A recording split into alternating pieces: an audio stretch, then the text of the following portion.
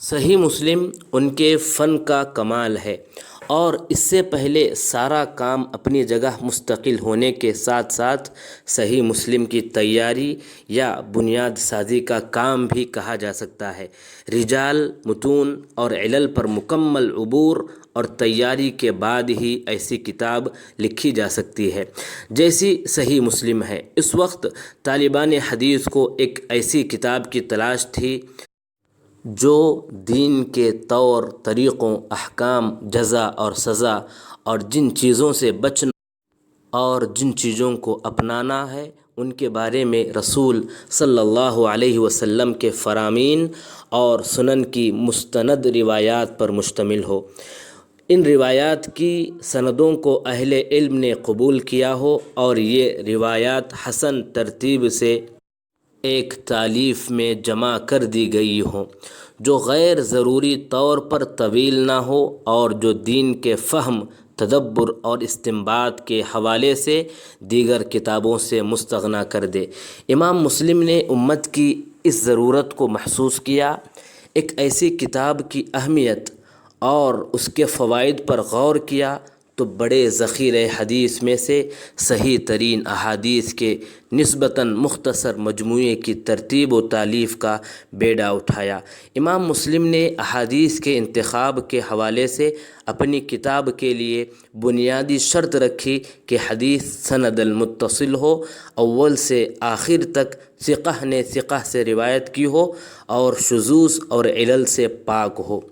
امام بخاری اور امام مسلم رحمہ اللہ ہم عصر ہیں۔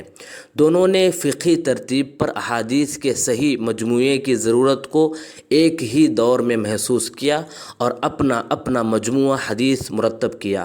صحیح بخاری اور صحیح مسلم دونوں کی صحت پر امت کا اجماع ہے۔ اس کے ساتھ یہ بھی بحث چلتی رہتی ہے کہ دونوں میں سے ترجیح کس کتاب کو حاصل ہے۔ شارح مسلم امام نووی رحمہ اللہ فرماتے ہیں، علماء اس بات پر متفق ہیں کہ قرآن مجید کے بعد صحیح ترین کتاب صحیح بخاری اور صحیح مسلم ہے۔ امت نے انہیں اسی حیثیت سے قبول کیا ہے۔ صحیح بخاری دونوں میں سے صحیح تر ہے، فوائد میں عیاں اور دقیق دونوں قسم کے معارف میں بڑھ کر ہے۔ یہ بات بھی درست ہے کہ امام مسلم امام بخاری سے مستفید ہوتے تھے اور کہا کرتے تھے کہ علم حدیث میں ان کی کوئی نظیر موجود نہیں۔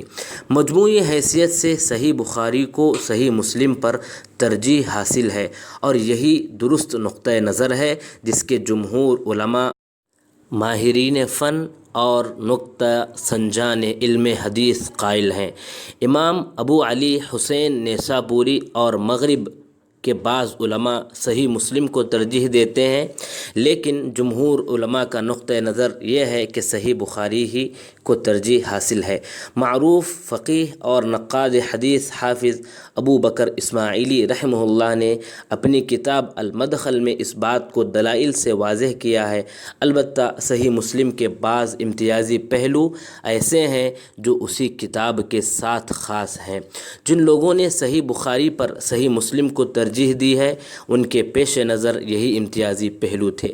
امام نووی رحمہ اللہ فرماتے ہیں، امام مسلم ایک انتہائی فائدہ مند خصوصیت میں منفرد ہیں جو انہی کے شایان شان تھی، وہ یہ کہ ان کی کتاب استفادے میں آسان ہے۔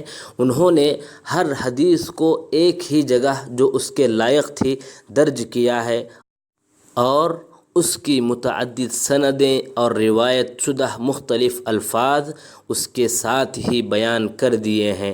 اس سے طالب علم کے لیے مذکورہ حدیث کی تمام صورتوں پر نظر ڈالنا اور ان سے فائدہ اٹھانا آسان ہو گیا ہے۔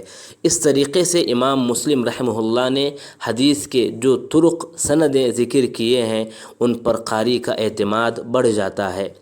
یہ امام مسلم رحمہ اللہ کا بہت بڑا کارنامہ ہے کہ وہ ایک ہی حدیث کو اپنے ایک استاد کے علاوہ دوسرے اساتذہ کی سندوں سے بیان کرتے ہیں، پھر ان کے اوپر ان کی سند میں ایک ہی استاد یا متعدد اساتذہ سے بیان کرنے والے ایک سے زیادہ راویوں کی سندیں بیان کرتے ہیں، اور بالکل اوپر ایک ہی حدیث کو اگر ایک سے زیادہ صحابہ نے روایت کیا ہے تو مختلف سندوں سے ان روایات کو بھی لے آتے ہیں۔ آج اگر کوئی مطالعہ کرنے والا ایک ہی حدیث لے لے، امام مسلم کی ذکر کردہ تمام سندوں کو سامنے رکھے، تو یہ واضح ہو جاتا ہے کہ امام مسلم نے ایک حدیث کو اپنے ایک استاد اور اوپر تک اس کے ایک استاد سے روایت کرنے پر اکتفا نہیں کیا، بلکہ وہ ایک ہی استاد سے روایت کرنے والے متعدد لوگوں کے پاس کتابت حدیث کے لیے حاضر ہوئے۔ ایک استاد مختلف اوقات میں روایت کرنے والے ان کے مختلف شاگردوں یعنی تابعین سے الگ الگ وہی حدیث سنی اور اس کی توثیق کی۔ اس طرح انہوں نے واضح کیا کہ جن اساتذہ نے مختلف اوقات میں مختلف لوگوں کے سامنے وہ حدیث بیان کی اور ہمیشہ ایک ہی جیسے الفاظ سے بیان کرتے رہے، وہ حقیقت میں حفظ و اتقان کے اعتبار سے انتہائی قابل اعتماد ہیں، اور ان کی بیان کردہ روایت صحیح ہے۔ انہوں نے اپنے اساتذہ سے اوپر کی اسناد کی بھی اسی طرح مختلف بیان کرنے والوں کی روایات کے ذریعے سے توثیق کی، حتیٰ کہ اکثر اوقات رسول اللہ صلی اللہ علیہ وسلم سے بیان کرنے والے مختلف صحابہ کی روایات ان کے اپنے اپنے شاگردوں سے اکٹھی کر کے ان کو بطور شواہد پیش کیا، ان میں سے ہر ایک کے لیے متابعات پیش کی، ان کی ایک دوسرے سے توثیق کی، اور جو احادیث ہر اعتبار سے ضبط اور اتقان میں مکمل تھیں انہی کا انتخاب کیا۔ یہ اہتمام بڑے سے بڑے معاملے میں دی گئی شہادتوں کے لیے کسی بڑی سی بڑی عدالت یا توثیق ادارے کے بس میں نہیں۔ اگر حدیث کے الفاظ یا سند میں کوئی انتہائی معمولی فرق بھی ہے، جیسے حدثنا اور اخبرنا کا فرق، تو اس کو بھی محفوظ کیا۔ متن میں انتہائی معمولی کمی بیشی کو بھی ذکر کیا۔ اس طرح صحیح مسلم احادیث رسول صلی اللہ علیہ وسلم کا ایک ایسا مجموعہ بن گیا ہے جو اسناد و متون کے باہمی موازنے اور توثیق کا بے مثال عملی نمونہ ہے۔ اس احتیاط و اہتمام کے ساتھ ساتھ امام مسلم رحمہ اللہ نے جو صحیح مرتب کی تکرار کے بغیر اس کی احادیث کی تعداد 3033 ہے، اور مکرر احادیث کو شمار کیا جائے تو کل احادیث 7563 ہیں، یعنی 60 پر 3۔ امام مسلم نے یہ انتخاب 3 لاکھ احادیث سے کیا ہے۔ یہ بات یاد رکھنی چاہیے کہ 3 لاکھ احادیث سے مراد 3 لاکھ متن یا مرویات نہیں۔ احادیث کی عدد شماری کا اصول اس مثال سے واضح ہوتا ہے۔ اگر ایک صحابی سے ایک تابعی نے حدیث بیان کی تو ایک حدیث ہے، اگر 2 لوگوں نے کی تو 2 حدیثیں ہوئیں۔ اس طرح تابعی سے جتنے شاگردوں نے سن کر حدیث بیان کی اسی حساب سے نمبر بڑھتا گیا ہے۔ 3 لاکھ احادیث سے مراد 3 لاکھ الگ الگ سندوں سے بیان کردہ روایات ہیں۔